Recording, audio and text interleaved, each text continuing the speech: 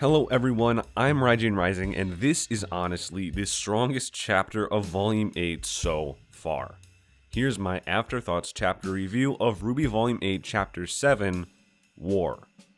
Rather than break down the full episode in a chapter review, I discuss 5 things, 5 takeaways that I can really speak to, that I really vibe with. It's not a top 5, just a main 5.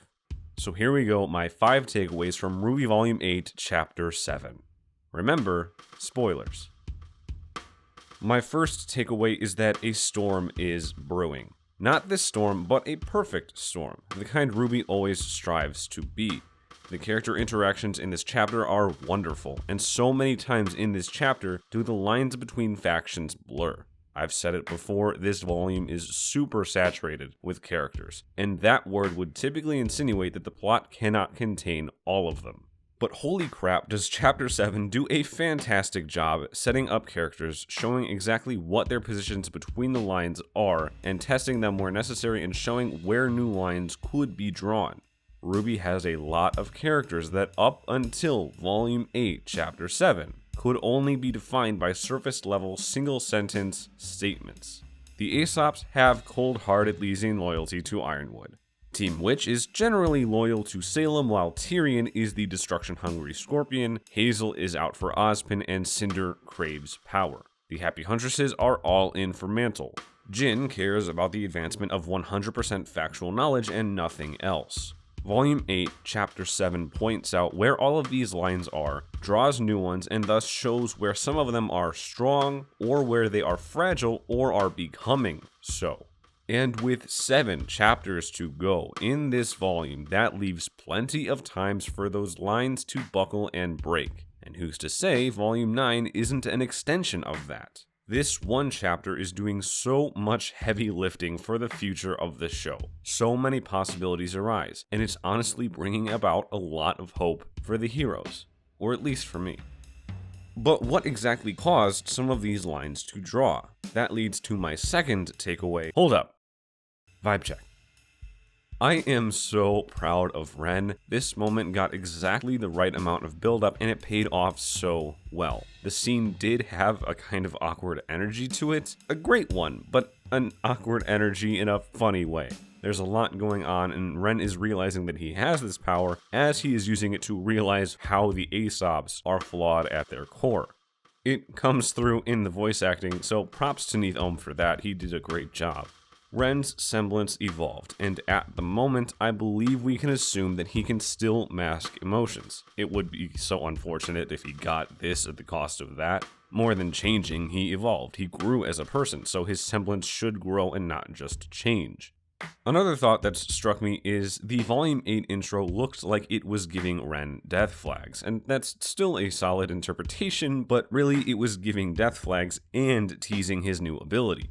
I am so excited to see where he goes from here. His semblance has always been linked to how he handles emotions. At first, he shut them away, and that carried its way through volumes 4 and 7 with the "we just have to press on and not be wasted energy" mentality. And when Yang finally challenged it, he actually took the time and got a grip rather than shutting himself away and brooding himself to death. Then, getting a grip on his emotions and reevaluating what it means to be a huntsman are what made his semblance evolve. So, Ren's semblance evolving poses great potential for the future of other characters as well. It's made Ren take the spotlight in amazing ways, and it will continue to. In my last video, I pointed out that Salem got Cinder right where she wanted her by expertly using Cinder's abused past and senses of powers and freedom to trick her into becoming useful. Salem had Cinder right where she wanted her. And for my third takeaway, Salem's going to lengths further than I'd thought to make sure she has everyone right where she wants them. In Volume 4's premiere, when we first see Salem with Team Witch, she speaks sternly but amicably with all of them, and it leads you to believe that she has an established rapport with them, and some level of a desire for trust, maybe at least within the dynamic of a superior versus their subordinate. But no, she's lived 1,000 lifetimes or more. One person who's going to die soon from her perspective, she doesn't care about them. She just needs them to be useful in the moment. Hence the cycle of abuse we're seeing with Cinder. One good and valid criticism of RWBY is that up until this point, we haven't known concretely what Salem's plans are. Just that division, destruction, and collecting the relics are means to whatever end that is.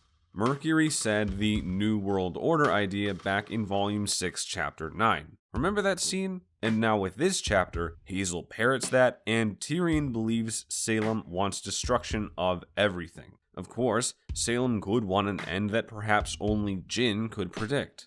Oz says Salem wants to die.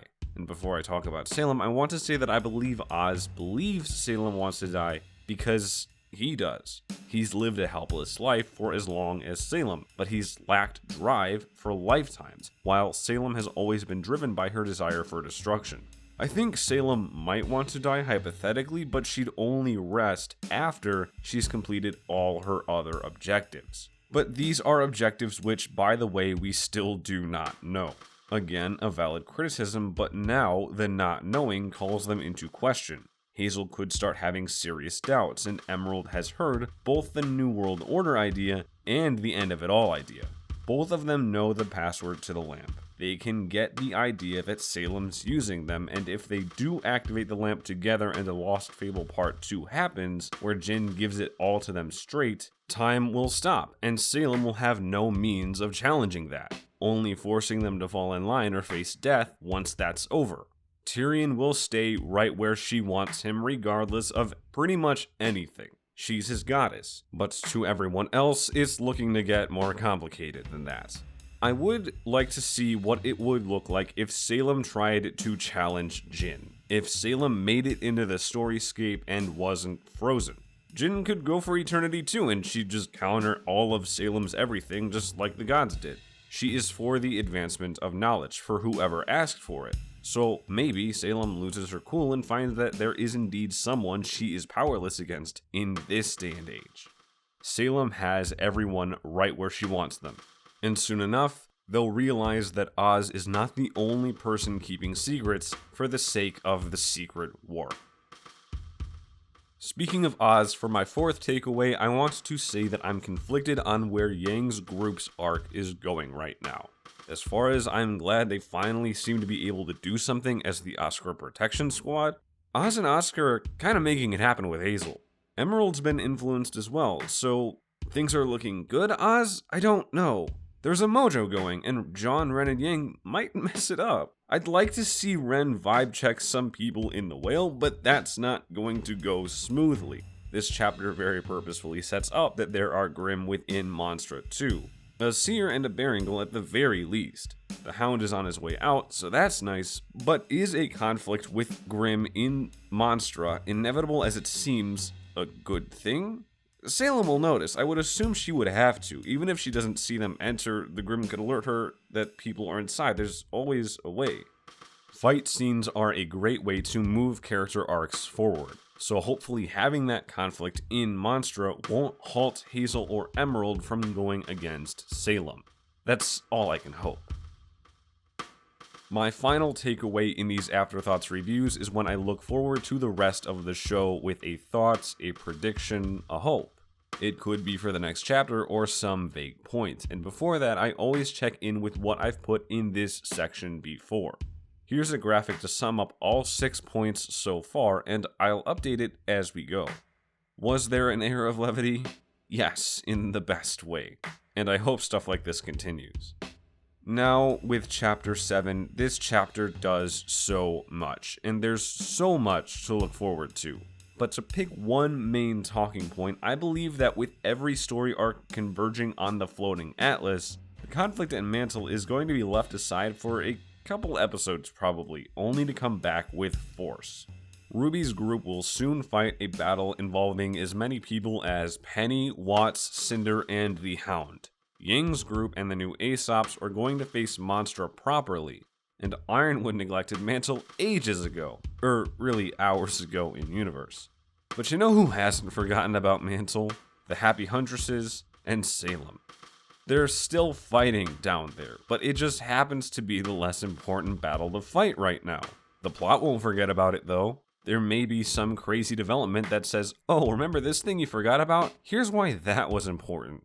The only loose end in Mantle's story right now, the only variable, is the giant Grimm Jaune mentioned in chapter 6. I don't believe it's the river because the river isn't a giant Grimm, even though it is headed straight for Mantle. Like, it was so many things that the river is, but it doesn't seem like it. So perhaps there's some development with the Grimm that forces the heroes to prioritize Mantle again. And maybe that's how we meet Crimson, the person Fiona was on the radio with in chapter 2.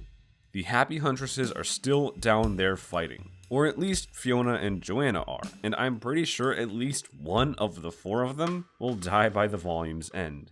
Maybe to the thing that reminds the heroes that they had a large conflict to face down in Mantle this whole time.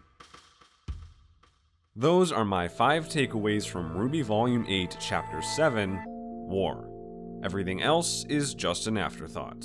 As always, I'm doing chapter reviews once a week on my channel, plus shitposts and a variety of other videos when I have the time to make them. So stick around. What are your thoughts on RWBY Volume 8 Chapter 7? And what do you predict for the future? What is your over-under on how long it'll take Cinder to lose the next fight? I've got about 4 minutes tops, but let me know down below. While you're around, like and subscribe. I'll see you next time. I'm Raijin Rising. Have a good one.